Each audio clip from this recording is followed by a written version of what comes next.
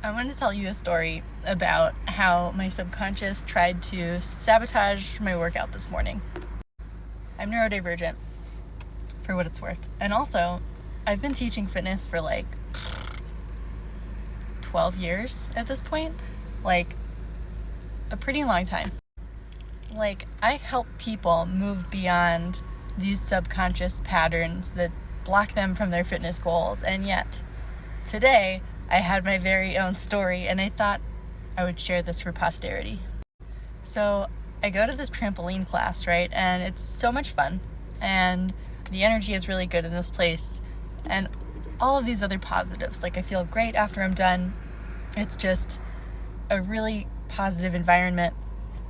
Plus, it's really hard to have a bad time when you're on a trampoline. But I woke up this morning and I had a crick in my neck. Like, I slept funny. I woke up on this, I had this shooting pain through my neck, and cue my subconscious trying to take over. I swear, she was like, oh, well, what if our neck falls off if we go trampolining with pain in our neck? What if our neck falls off? Like, what if it's just not a good time? And then I used that. It was so funny to witness this, because I'm trained to understand what is my true response, like with my prefrontal cortex, and then what is a fear response from my amygdala. And like I said, I train people on getting beyond their self-sabotaging behaviors and with compassion and curiosity. And yet this still hit me like a Mack truck this morning. I was like, we should probably never work out again. And if we don't go, then my friend isn't going to be happy with me. And I had a text open, texting a person that I wouldn't be there, and I took a breath. I took a sacred pause. And I remembered my principles. I'm like, okay, motivation doesn't come first. Behavior comes first. So I said, I'm used to resisting this voice. Like, no, we just gotta push through. We just gotta force it. We just gotta, don't be lazy. Don't make up stupid excuses. All of this harsh rhetoric that is thrown around in the fitness world.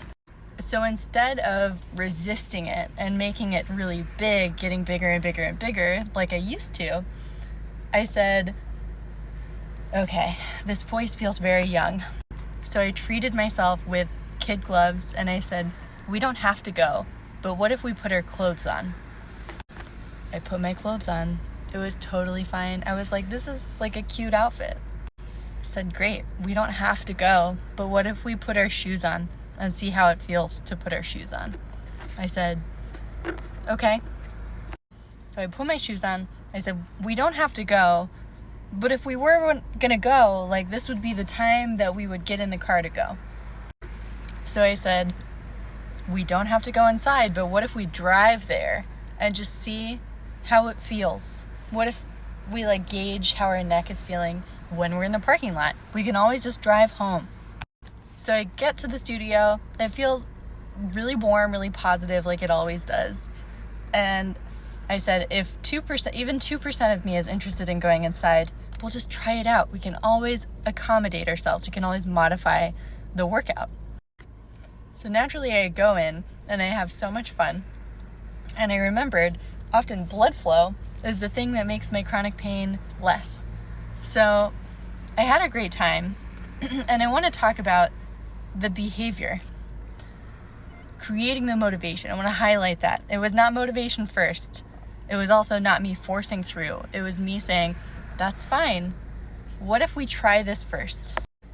We also really thrive when we have a reinforcement for our behaviors. And I didn't realize what that was until after class, when I saw this woman and her daughter, and they were fighting for their lives during this workout. Same, by the way, in a good way. But at the end, we just had this beautiful social connection. And I said, are you going to come back? And they said, absolutely. This was so fun. Even though it was so hard, this place has great energy and I loved being here. And suddenly I had a really great time.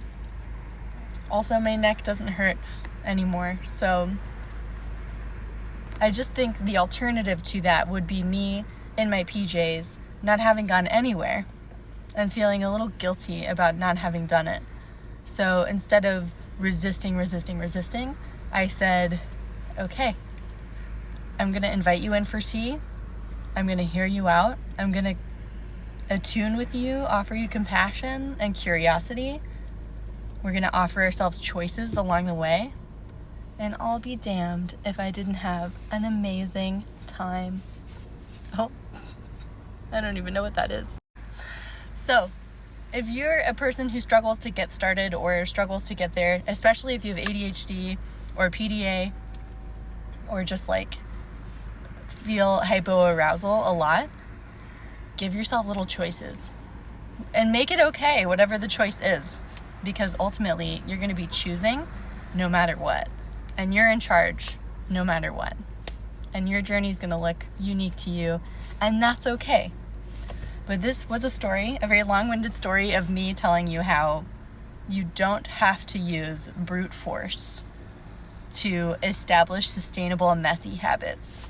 And messy, sustainable habits work really well. Have a great day.